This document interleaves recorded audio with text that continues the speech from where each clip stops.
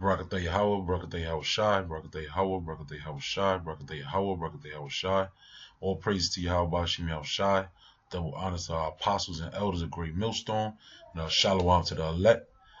Basically, as of what's today's date? The 19th June, Sunday.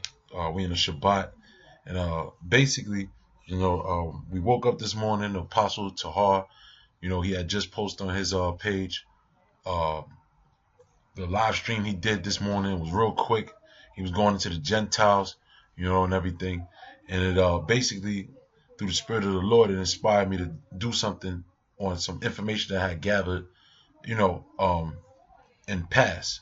So the Spirit hit me and said, we might as well do it now while the Spirit is hot. It's on this topic about the Gentiles, and our people living in the different lands throughout Thessalonica, throughout Asia Minor, throughout Asia, throughout Greece, Rome, um, all throughout those places, man, because our people were in all different areas, you know. You know what? Salaki, I'm going to read it. I'll just read this real quick. This is Deuteronomy chapter 28. Just read it real quick. It was prophesied that we would be in different lands. Deuteronomy 28 and 64. The Lord shall scatter thee among all people from the one end of the earth even unto the other. There thou shalt serve other gods, which neither thou nor thy fathers have known, even wood and stone. See, it was already prophesied for us to go into those different nations. All right. There was something else we gonna bring out on that? No. I guess not. Oh yeah, yes it was. Yup. Now, the main thing I want to hit on, I believe the video, I'm gonna name it Troas, Trojans, because that's what we're gonna touch on. Now, I'm just gonna show this real quick. This is 2 Samuel chapter 11, verse 24. This is in regards to David. He wanted Bathsheba, so he appointed Uriah. He committed murder on Uriah and put him at the front of the army, so he'd be put to death and he'd be able to take Bathsheba, on a sneak tip, if you will. And now 2 Samuel 2 and 11:24 says, and the shooters shot from off the wall upon thy servants, and some of the king's servants be dead, and thy servant Uriah the Hittite is dead also. Because a lot of times we read this, Uriah the Hittite, which we know he was an Israelite. But let's see what the Hittite is. All right. Now it says that will be Chathaya, right? Now it says descendant of Heth, right? The nation descended from Heth, the second son of Canaan, once inhabitants of central Anatolia, modern Turkey, later in North Lebanon. Right, so showing you that Uriah the Hittite must have lived in that region where, Lebanon is the beginning of where Turkey is, but then further on it says central Anatolia, which is modern Turkey, which is North Lebanon. But just showing the point that not every Israelite lived in Israel. Lebanon is not in Israel, in that region. And then you did have certain men that lived up further. You had people that were kicked out of the land of Israel. Maybe if they had violated the Sabbath, then you was to be kicked out of the land of Israel. There's different laws for being kicked out of the land of Israel. But some people might have kept that integrity, so to speak, and still, kept the customs and everything. Now we want to go. I want to go to the point. All right, not that. There we go. Now read that, because we're going to deal with the Gentiles. We're going to deal with the people that Paul's talking about in Acts the 16th chapter. All right, Acts the 6th. Go ahead, read that. Acts 16 verse 6. Mm-hmm. Now when they had gone throughout Phrygia and the region of Galatia, and were forbidden of the Holy Spirit to preach the word in Asia, after they were come to Mysia, they essayed to go into Bithynia, Uh-huh.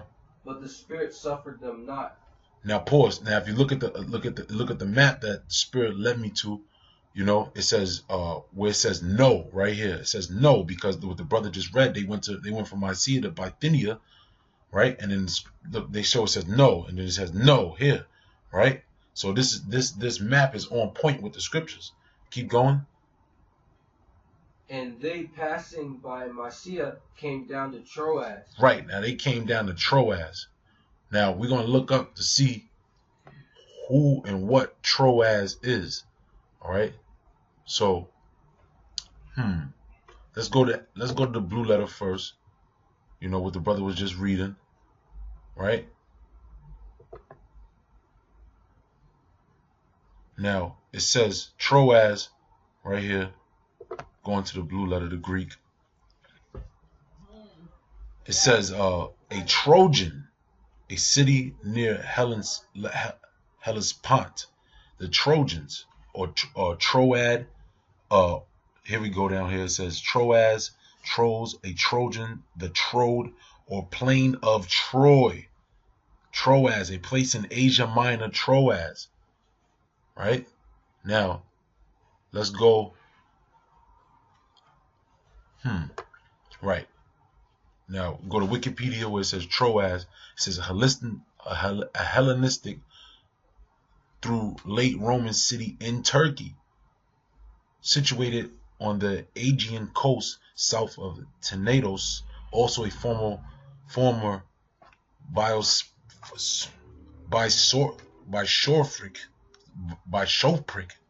bishopric and Latin Catholic titular see. And then it says the Troad, historical name of the region of the northwestern part of Anatolia, right? Meaning in that region of Turkey, right? Now, this is this is pretty much the icing on the cake. What I want to bring the brother's attention. As we know, there's a movie. It's called Troy, right? And the movie Troy, you know, you had the Trojans, right? So in this movie, if you pay close attention, they showed that that they're Israelites. Excuse me. Numbers 15, I believe it is.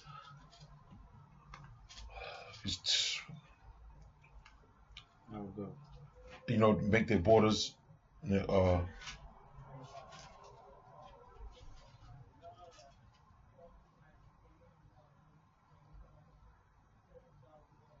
Borders and fringes. 1538. 1538. Con. Go ahead, read that. Con. No, you know what? Salakia, don't hold that on deck. My bad. So, all right, we're gonna show. Now, this is if you're not familiar with the story, you know, this is as it says at the top. Troy, welcome home, Paris and Hector, right? And they came into the land. They came into the city of Troy, or Troas, right? Now watch. They show you in this movie who these people are. As you notice, this is Prince Hector. You see his border of blue and his fringes. Go ahead, read it. All right. This is at Numbers 15, verse 38. Speak unto the children of Israel and bid them that they make them fringes in the borders of their garments throughout their generations, and that they put upon the fringe of the borders a ribbon of blue. Right. Now, we're going to keep going.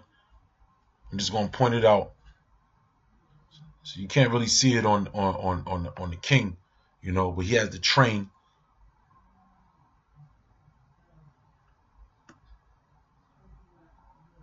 Oh yeah, and then see, look, this he greets his children with the kiss. That's another indication of Israel. That's another custom that we kept. You got Genesis 27:26, and then matter of fact, even in the New Testament, I forget where it says with the holy kiss. You know, even the mafia does that, man. Yeah. You know, they kiss you before they kill you. Yeah. The Sicilians, which we know they're Jakes. The Apostle Gabar just did a video on the Afro Italians, if you will. You know. I got the holy kiss one too, but this is Genesis 27, verse 26. And his father Isaac said unto him, Come near now and kiss me, my son. And he came near and kissed him, and he smelled the smell of his raiment and blessed him and said, See, the smell of my son is as the smell of the field which Yahweh has blessed. Right. See, that was a custom back in the ancient world of Israel. You know, you read that one, Right. It's mentioned 4 different times. It's in Romans, in 1 Corinthians, 2 Corinthians, and 1 Thessalonians. But this is the one in Romans 16, verse 16. It says, Salute one another with an holy kiss. The churches of Hamashiach, Yahushua, salute you. See? Now, there's another time, too, because that's how Judas... Yeah, I'm going to read it. This is Matthew chapter 26 and 48. Now, he that betrayeth him gave them a sign, saying, Whomsoever shall I kiss, the same as he, hold him fast. And then there was another part. Remember, Yahushua said, see, here it goes. Luke 22 and 48. It says, But Yahushua said unto him, Judas, betrayest thou the Son of Man with a kiss? Because that's what Judas told them, the Pharisees and the Romans. He said, whomsoever he kissed, that's the one that they was going to take. And that's how Judas betrayed him, with the kiss, because that was a normal custom to approach, a brother or with a kiss. Say brother. It do say brethren in there. Yeah. And the one you read. Well, in another one it says, 1 Corinthians 16 and 20, it says, All the brethren greet you. Greet ye one another with an holy kiss. Right. And that's what I'm going to just play it. Yeah, to hell with the music, the sound. Just, it's going to show it in the video, Which, you know what? If you understand this story, this explains this is a Jake story, man. Nigga just he brought his whole family to war over a broad, man. Over a woman. Gossips were right. See? Yeah, and then that too, yep, showing respect to persons. Got everybody killed, man. If you watch the movie. See, now this too. Now, another thing I wanted to point out is that you see how they try to portray these men in the background. They're supposed to be like the high priests and everything. They're walking around with staffs. They got long garments on. But to see the thing, their headpieces, which I'm going to put in post-production, how they portray the ancient priests in the ancient world, especially in Israel. They portray them with these big, stupid hats, these and a long scarf or mitre, if you will, coming down. That was the same thing they did in the ancient world with the Pharisees, man. Well, not with the Pharisees, how they depict the ancient Pharisees to be, showing you that these people come from Israel.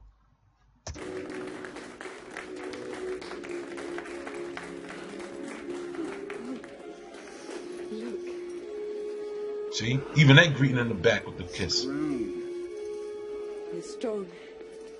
See, now look, she really shows it. Boom, right there, perfect. Border of blue and fringes, man. They're showing you, man. They're showing you in this movie who the people from Troy, who the people from Troas are. They're the children of Israel, right? Let me see how much more. I think there was some other pieces in here too. Beloved cousin, your beauty grows with each new moon. See? Your beauty grows with each new moon. You got that? Because your beauty grows with each new moon. That's a Shemite custom, man. Because you know what else proves that too? Why I say Shemite is because you ask them Islamic cats, you ask people of Islam, you ask them Arabs, the Ishmaelites, the Elamites that keep the custom of Islam. They're in a time right now called Ramadan. Ramadan, if you look at it, is from the same time we kept the new moon until when that phase of the moon is done. You got it? You want the one that's... Get Genesis first. Okay. This is Genesis 1 verse 14.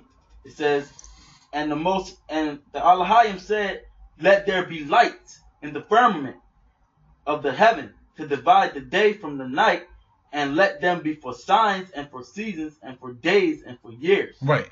The different symbols of the stars and the signs and for signs and for seasons, man. Now go to Psalms 104. I think it's 19. Yeah. It says, Psalms 104 verse 19. He appointed the moon for seasons. The sun knoweth his going. Right, now I'm going to run this back. And listen to what this guy says. Beloved cousin, your beauty grows with each new moon. See? With each new moon. With all the seasons. Showing what? Why are they talking about the new moon? You know? Because they're portraying again that these are the children of Israel. Servant of Apollo now. The young men of Troy were devastated when Briseis chose the virgin rose. Right. And it's showing that what? They was into them other gods and everything, man. You know? Scripture says what? Be not dismayed at the signs of heaven, for the heathen are dismayed at them. Why? Because Israel was going into those customs. You know? Now, one may look at that like, you know, that's just a fictional story, if you will. You know? And, you know, when I did the research, pretty much all the references said, you know, otherwise, except certain parts, you know. Now it says in the Greek, no. It says, start here. It says, is Troy true? The evidence behind movie myth, right?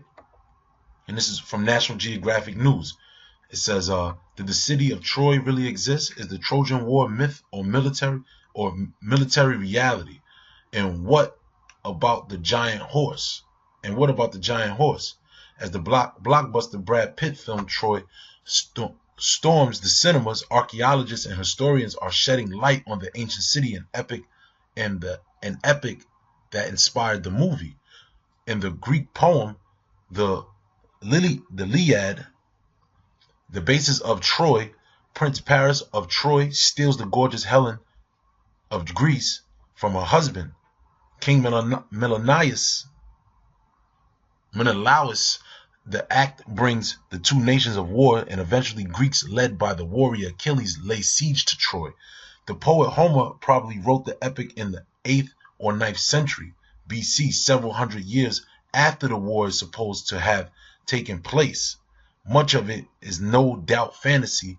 There is, for example, no evidence that Achilles or even Helen existed, right? It says, but most scholars agree that Troy itself was no imaginary Shangri-La, which was some imaginary story from the early 1900s, but a real city, and that the Trojan War indeed happened. Archaeologists who have been digging into the myth of Homer poem believe the legendary war may have been a process rather than a single event. The archaeological and textual evidence indicates that a Trojan War or wars took place, and that Homer chose to write about one or more of them by making it into a great 10-year-long saga.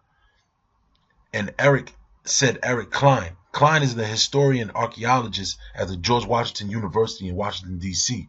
Now, hear this right quick. It says, in northern West Turkey, Heinrich Schliemann excavated the site believed to be Troy in 1870. Schliemann was a German adventurer and a con man who took sole credit for the discovery, even though he was digging at the site called his Sarlik at the behest of British archaeology Frank Calvert. So he fronted like he actually did it, but he actually went to somewhere where they actually had real evidence of this thing happening. The site contains 9 cities built on top of each other. There is a citadel in the middle of a town. Around it, a high wall fortified the town. Eager to find the legendary treasures of Troy, Schliemann blasted his way down to the second city, where he found what he believed were the jewels that once belonged to Helen. As it turns out, the jewels were 1,000 years older than the time described in Homer's epic. You know, so he was fronting, but although he was fronting, there was still evidence of the place being around. And then it says, today's archaeologists believe that the 6th and 7th oldest cities found in layers at Hislurik are the best candidates for the Troy of the Iliad. So that's pretty much it, man. You know, I just wanted to bring that point while it's hot, you know. showing that the people of Troy and what Hollywood depicts those people to be. Because in all actuality, these people in Hollywood, they do actual research before they actually do make these movies. You know, so and us in the know, we're able to pick the bones out, you know, and eat the meat, you know.